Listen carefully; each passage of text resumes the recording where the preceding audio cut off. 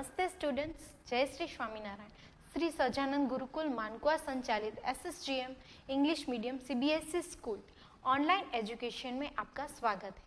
बच्चों, आज हम स्टैंडर्ड सेकेंड के लिए हिंदी विषय में एक एकम पढ़ने जा रहे हैं, जो टॉपिक का नेम है चुईया का विवाह। अब बच्चों, आपको यहाँ पे चुईया मीन्स चूहा, जिसका गर्ल वर्ड होगा चुईया। तो उस चुईया के बारे में हमें एक कहानी जो है वो अच्छे से सुननी है। ओके बच्चों, तो यहाँ पे एक चुईया का विवाह कौन करवाता है, कैसे होता है या किसके साथ होता है। तो बच्चों, कहानी में ऐसा है कि गंगा नदी के किनारे में, गंगा नदी जो हमारे भारत की एक नदी है, जिसे हमें पवित्र मानते हैं और अपनी माता मानते हैं, जिसके बारे में आप बहुत कुछ जानते हैं ऑलरेडी। तो उस गंगा नदी के किनारे जो एक ऋषि मुनि रहते हैं, आप जानते हैं वो गंगा नदी के किनारे हम उसको पवित्र मानते हैं, उसको माता मानते हैं। तो वहाँ पे बहुत सारे ऋषि मुनि हमें देखने मिलते हैं, उनकी कुटिया देखने मिलती है, आश्रम देखने मिलते हैं, और वहाँ पे बहुत ज़्यादा पूजा पाठ वगैरह होता है। वहाँ पे बहुत सारे टेम्पल्स भी हैं। ओके बच्चों, यस। तो ये जो गंगा नदी के किनारे ये सारे साधु हैं, उनकी कुटिया है, उनके आश्रम है। तो उनमें से एक ऐसे साधु हैं जो अर्ली मॉर्निंग उठ करके और अपने जो रोजाना के जो भी कार्य हैं वो करते हैं, पूजा पाठ करते हैं, ध्यान करते हैं, योग करते हैं। तो उस दौरान सुबह में जब वो पानी नदी के किनारे पर खड़े रहकर पानी हाथ में लेना, उसका मतलब बच्चों हम कहेंगे आचमन करना। क्या कहेंगे? आचमन करना। अब जब वो सुबह में अर्ली मॉर्निंग उठ के अपने रोजाना के काम कर रहे थे, तब उस वक्त वो पानी हाथ में लेके उसका आचमन कर रहे थे। तो उस समय पर उनके हाथ में आसमान से सडनली एक आवाज आई और एक चुईया उनके हाथों में इस तरह से गिर गई। अब जब ये चुईया उनके हाथों में गिरी है, तो वो क्या मानते हैं कि ये मेरे शरण में आई हुई चुईया है। बहुत ही गंभीर हालत में थी, वो घायल हालत में थी। क्यों? क्योंकि उस चुईया को ये एक बाज जो है वो उड़कर लेकर जा रहा था, उसको शिकार करके ऊपर उड़ रहा था। अब जब वो उड़ रहा था और उस दौरान उसकी किसी गलती से वो चुईया गिर जाती है और आ जाती है इस ऋषि मुनि के हाथों में। जब वो आती है तब क्या होता है बच्चों कि ऋषि मुनि उनके दिमाग में ये सोच आती है कि चलो इस चुईया को मैं थोड़ा सा जो घायल है उसको ठीक करूं। तो वो सोचते हैं कि अब तो ये काफ़ी बुरी तरह से घायल है, तो इसका क्या करूं। और उनको दिमाग में सडनली ये विचार आता है कि मैं इसको अपनी पुत्री की तरह एक कन्या बना दूं और मैं उसको पुत्री की तरह उसको बड़ा करना चाहता हूँ। ऐसी सोच उनके दिमाग में अचानक से आ जाती है और उनका ये बहुत मन करता है, और वो अपनी शक्तियों से, वो कुछ मंत्रों से, उनकी मदद से वो उस चुईया को एक गर्ल बना देते हैं, लड़की बना देते हैं, और इस कन्या को वो अपनी बेटी मानने लगते हैं और उसको बहुत लाड प्यार से अपनी बेटी की तरह वो बड़ी करना शुरू कर देते। अब थोड़े साल बीत गए। इतने समय के बाद वो जब बहुत बड़ी हो जाती हैं और शादी के यानी कि विवाह के लायक हो जाती, तो उस समय पर अपनी बेटी को विदा करने का समय आता है, कोई अच्छा वर ढूंढने का समय आता है। तो उसके शादी के लिए जब उनको वर ढूंढना था, तो तब क्या होता है, वो अपनी तरीके से वो अपनी खोज जो है वो शुरू कर देते हैं। और ऐसे में ये लड़की के वर की खोज के लिए वह खोज जब शुरू करते हैं, तो उनको लगता है कि साथ में मैं अपनी बेटी से भी कभी बात कर लूं। तो एक दिन उसको बिठाकर उनसे पूछते हैं, अपनी बेटी से पूछते हैं कि बेटा, अगर मैं आपके लिए एक वर ढूंढ रहा हूं, तो वो दोनों माता पिता जो थे उस कन्या के, जो चुईया में से कन्या बनाई थी, उसके जो माता पिता थे, ऋषि और ऋषि पत्नी, वो एक दूसरे में बात कर रहे थे कि मैंने अभी चिंता करने की कोई ज़रूरत नहीं है, मैंने अपनी बेटी के लिए वर ढूंढ लिया। तो वो कौन है? उसकी माता उनसे पूछती है कि वह वर कौन है। तब ये ऋषि मुनि आंसर देते हैं कि वो सन है, सूरज है। तो सूरज को जो है हम अपनी बेटी का वर बनाएंगे, उससे विवाह करेंगे। तब वो बेटी उनको उत्तर देती है और कहती है उनको पूछने पर कि आपको वो पसंद है तो हम उससे आपका ब्याह कराएं। तब वो बेटी कहती है कि नहीं, मुझे वो पसंद नहीं है। क्यों नहीं है? क्योंकि उसमें बहुत आग है, वो गर्म होता है, इसलिए मुझे वो पसंद नहीं है। अब जब उसको पूछा जाता है कि ठीक है, फिर ऋषि कहते हैं कि फिर आपकी शादी आपका विवाह हम बादल से कराते हैं, वो तो गर्म नहीं है। तो तब बेटी कहती है कि नहीं, वो बहुत काला होता है, जिससे मुझे शादी नहीं करनी है। अब बात आती है, ऋषि कहते हैं कि चलो हवा से, पवन से आपकी शादी करा देते।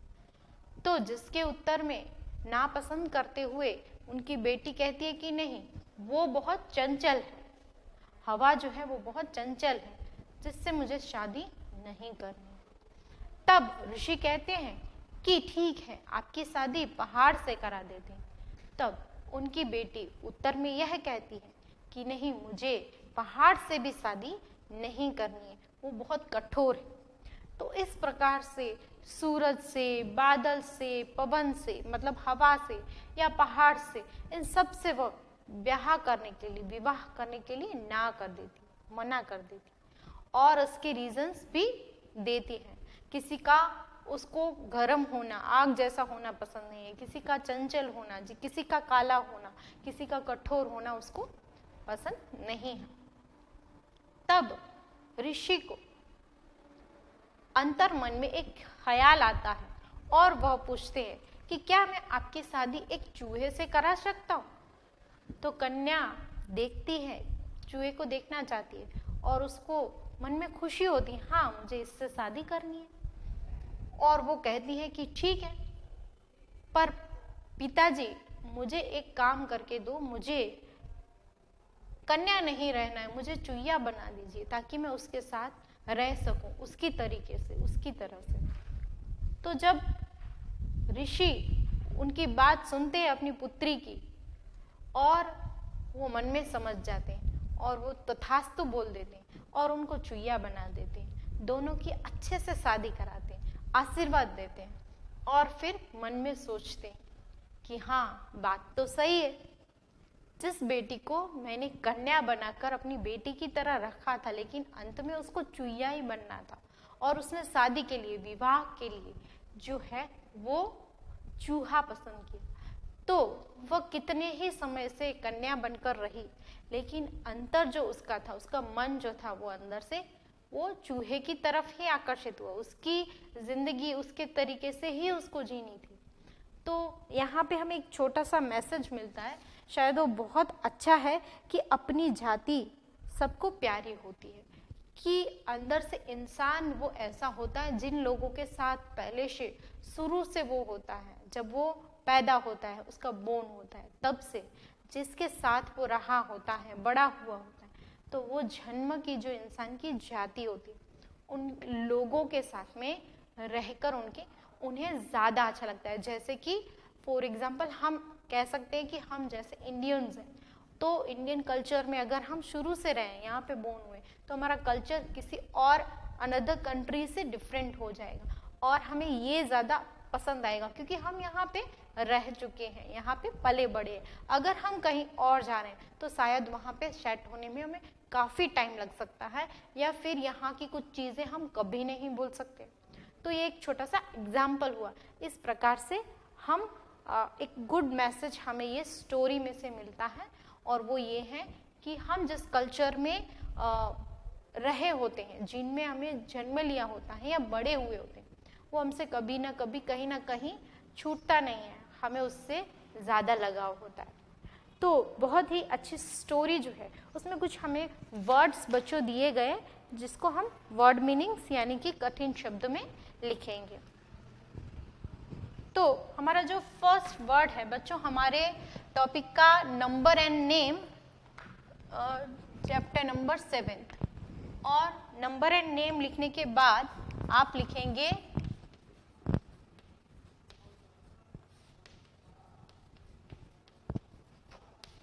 कठिन शब्द, जिसमें फर्स्ट है ऋषि। ओके, ऋषि का मतलब आपको पता है संत, सेंट। तो इजी वर्ड्स हैं, कुछ वर्ड्स आपके लिए बिल्कुल न्यू नहीं है। आचमन, यस, आचमन।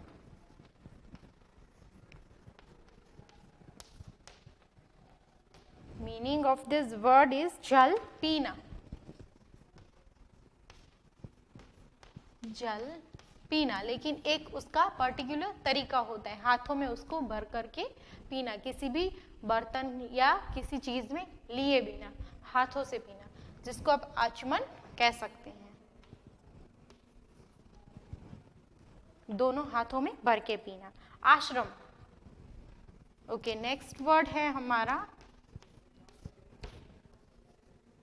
आश्रम। ओके, आश्रम यानी रहने की एक ऐसी जगह जहां पर ज्यादातर साधु संत रहते हैं, और जो वन या नदी किनारे ऐसी जगहों पर होता है। तो आश्रम यानी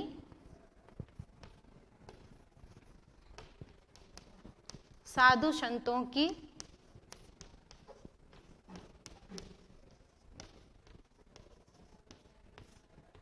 कुटिया।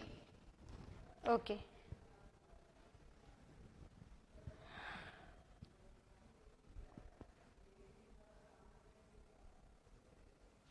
योग्य।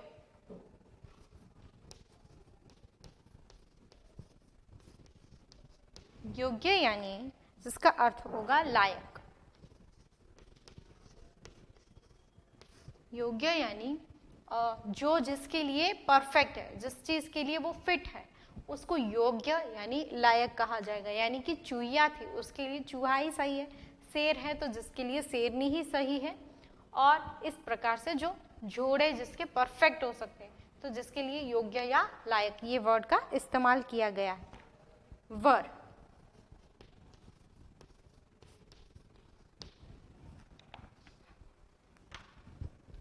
वर जिसका मीनिंग होगा दुल्हा, हा या पति, जिसको वर कहा जाएगा हिंदी में। ओके, नेक्स्ट जो वर्ड है हमारा चंचल।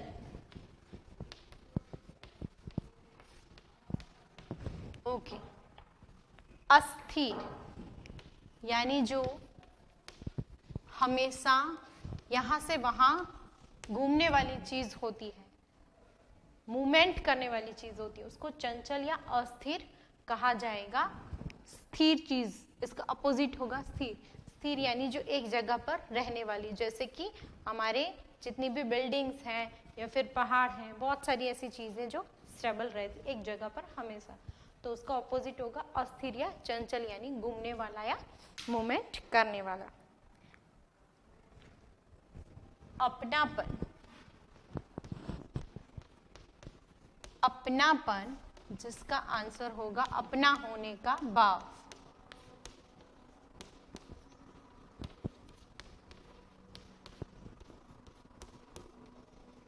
ओके, अब जिससे क्या होगा अपना होने का भाव, यानी कि हमने देखा स्टोरी में क्या था कि चूहिया जो थी इतने सब ऑप्शंस को छोड़ करके उसको चूहा जो है अपने विवाह के लिए उसने योग्य समझा, यानी लायक समझा और उसको चूज किया। तो यहाँ पे अपनापन यानी उसको अंदर से फील हो रहा था कि नहीं ये मेरे लिए सही है, मुझे अपनी लाइफ में इसके साथ रहना है, तब उसने ये वर्ड उस चीज के लिए यूज किया गया है। अपनापन यानी अपने होने का अनुभव होना, भाव होना। ओके, तो यहाँ पर कुछ क्वेश्चंस के आंसर्स भी बच्चों दिए गए हैं जो हम लिखेंगे अपनी नोटबुक में, और कठिन शब्द के बाद जो हमारा टॉपिक रहेगा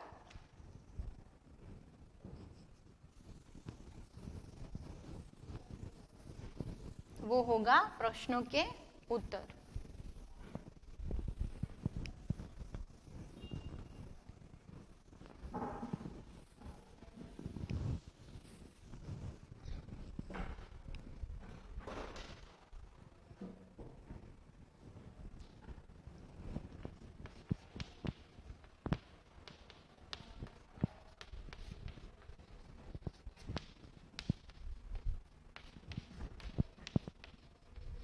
प्रश्नों के उत्तर लिखें, जिसमें फर्स्ट हमारा क्वेश्चन है, ऋषि ने अंजलि के लिए किस किस वर की तलाश की।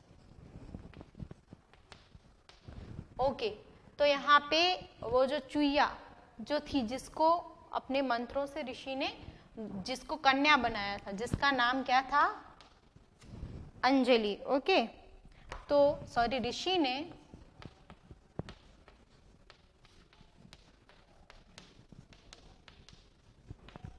अंजलि के लिए किस किस वर की तलाश की थी।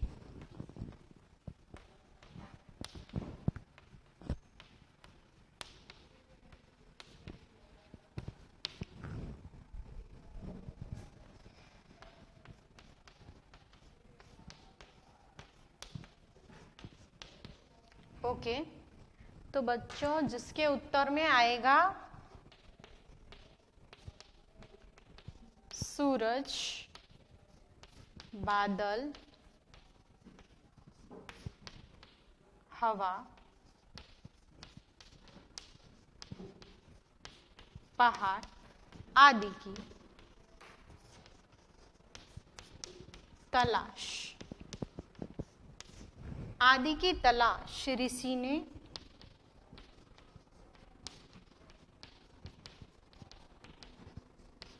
अंजलि के लिए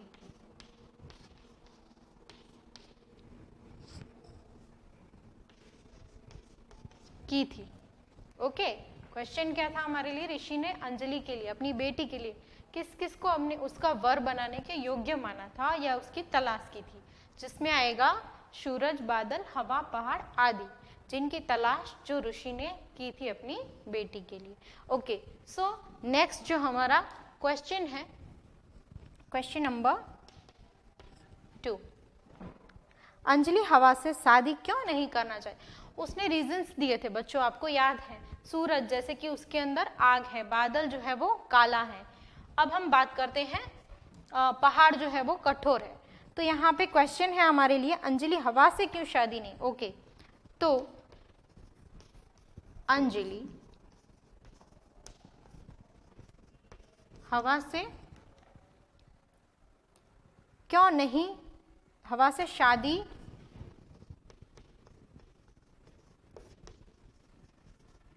क्यों नहीं करना चाहती थी। ओके,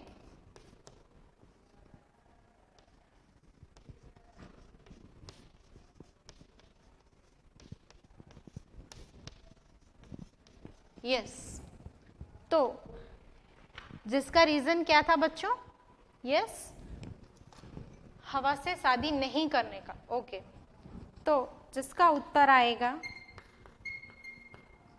यस, क्योंकि हवा अंजलि हवा को क्या कहती थी, हवा को चंचल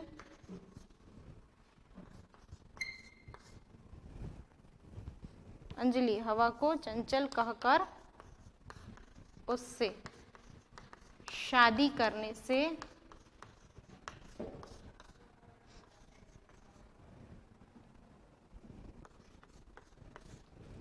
नहीं चाहती थी।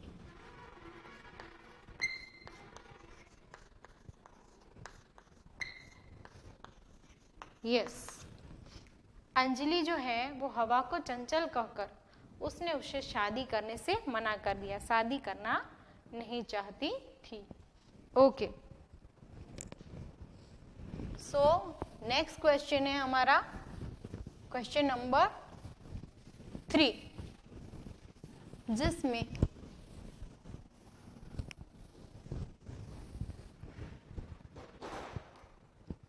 क्वेश्चन है हमारा, अंजलि की शादी किससे हुई और क्यों? ओके, फाइनली अंजलि ने सबको मना किया। जब अंत में उसकी शादी होती है तो किससे होती है? ओके बच्चों, तो अंजलि की शादी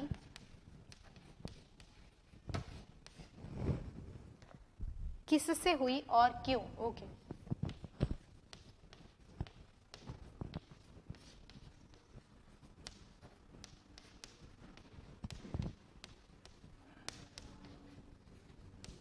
और क्यों? ओके बच्चों, तो जिसका उत्तर आएगा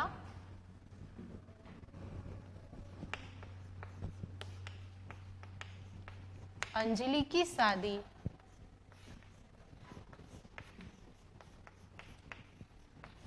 यस किससे हो रही? यस, अंत में चूहे से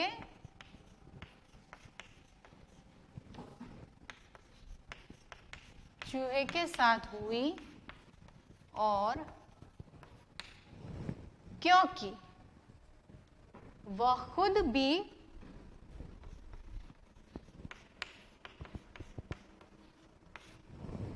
क्योंकि अंजलि जन्म से एक चुईया थी। जन्म से कैसी थी वो? एक चुईया थी, यानी उसको अपनी जाति का जो वर था वही उसको पसंद था। यस, तो यहाँ पे जो हमारा नेक्स्ट क्वेश्चन है एंड ऑल्सो लास्ट, तो इस कहानी से हमें क्या संदेश मिलता है? इस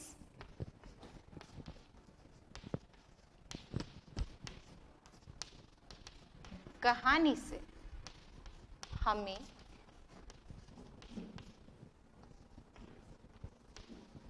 क्या संदेश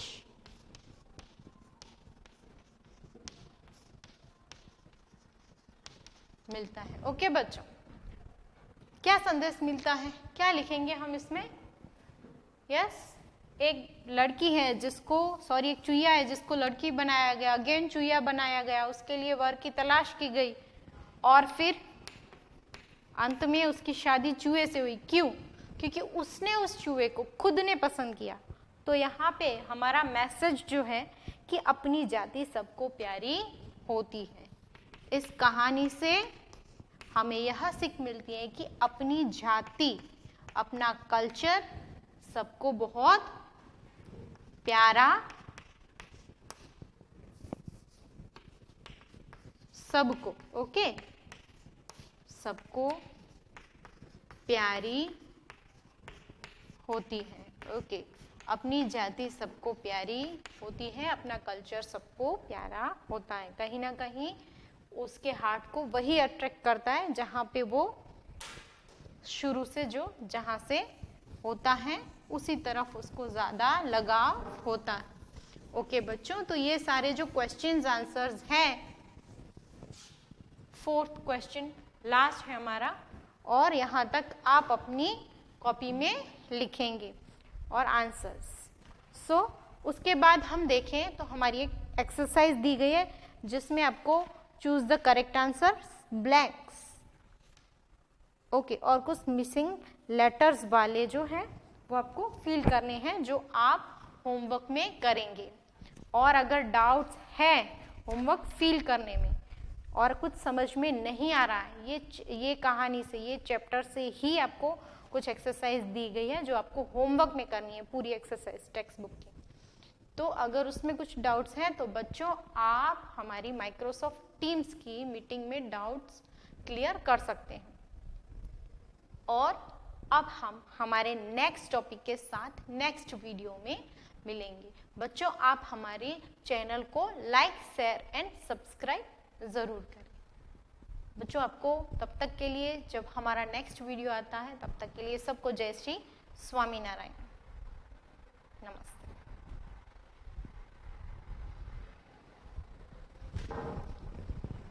टाइम पे ही नहीं आती।